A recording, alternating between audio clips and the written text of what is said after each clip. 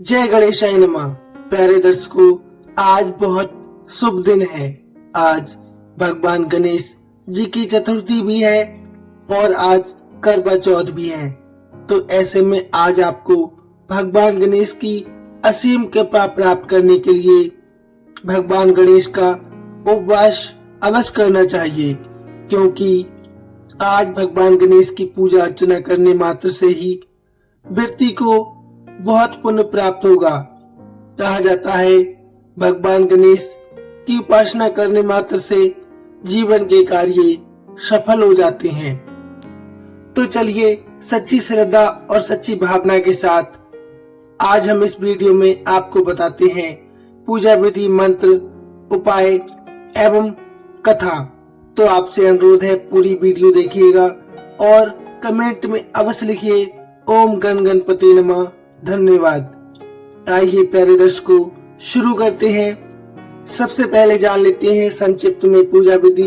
भरतखंड संकष्टी चतुर्थी पर गणपति का आशीर्वाद पाने के लिए स्नान ध्यान करने के बाद उनकी मूर्ति को जल से पवित्र करवाकर चंदन, रोली, हल्दी आदि से तिलक करने के बाद पुष्प, फल, मोदक, लड्डू, नारियल आदि अर्पित करें।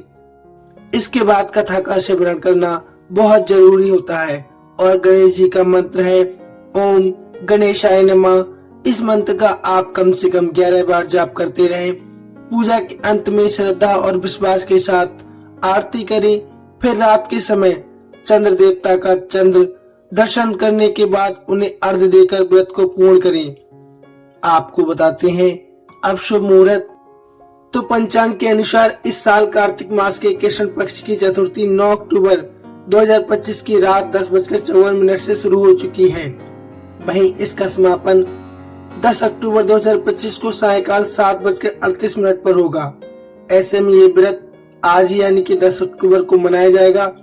इस दिन चंद्रोदय का शुभ समय 8:13 पर है, जिस समय आपको पूजा अर्चना करनी होगी।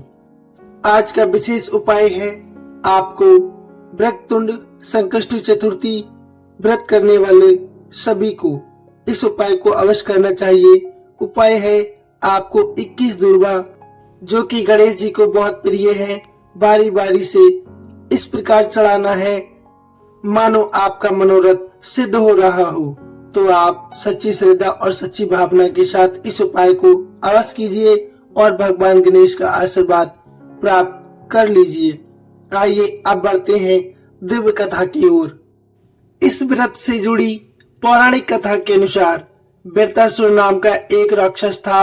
वह इतना विनाशकारी हो गया था कि उसने देवताओं को स्वर्ग लोक से खदेड़ दिया था और सृष्टि को भारी क्षति पहुंचाई थी। इसलिए पूर्ण विनाश से भय के कारण इंद्र आदि देवता सहायता के लिए भगवान विष्णु के पास पहुंच गए। उनके कष्टों का निवारण करने के लिए भगवान विष्णु ने उन्हें बताया कि वह राक्षस अपने कुल सहित समुद्र के गर्भ में रहता था। वह बहुत ही भयानक और घातक हो गया था। इसलिए उन्होंने भगवान ब्रह्मा से देवताओं के हाथों मृत्यु से बचने का वरदान मांगा था। इसलिए भगवान विष्णु ने देवताओं को अगस्त मुनि से सहायता लेने का सुझाव दिया, जो समुद्र का सारा जल पी सकते थे। इसके बाद देवताओं ने घोर तपस्या करके मुनि से सहायता मांगी। उनकी दुर्दशा जानकर अगस्त मुनि ने उन्हें सांत्वना दी और कहा कि वह चिंता ना करें। हालांकि उन्हें देवलोक भेजने के बाद ऋषि को चिंता हुई कि वह सारा सागर कैसे पी पाएंगे। इसलिए उन्होंने भगवान गणेश की आराधना की और संकष्टी के दिन व्रत रखा। 3 महीने की तपस्या के बाद अगस्त मुनि समुद्र तल को सुखाने में सफल हुए।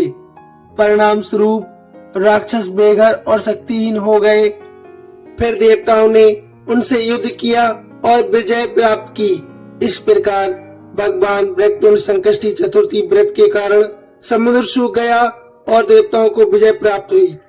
इस प्रकार भरतखंड संकष्टी चतुर्थी व्रत के कारण देवताओं को विजय प्राप्त हो गई और आप यदि इस व्रत का पालन सच्ची श्रद्धा और सच्ची भावना के साथ करते हैं तो आप भी अपने जीवन में विजय प्राप्त कर सकते हैं। आपको कथा कैसी लगी प्लीज कमेंट में अवश्य बताइए। साथ ही अवश्य लिखिए जय गणेशाय नमः। धन्यवाद।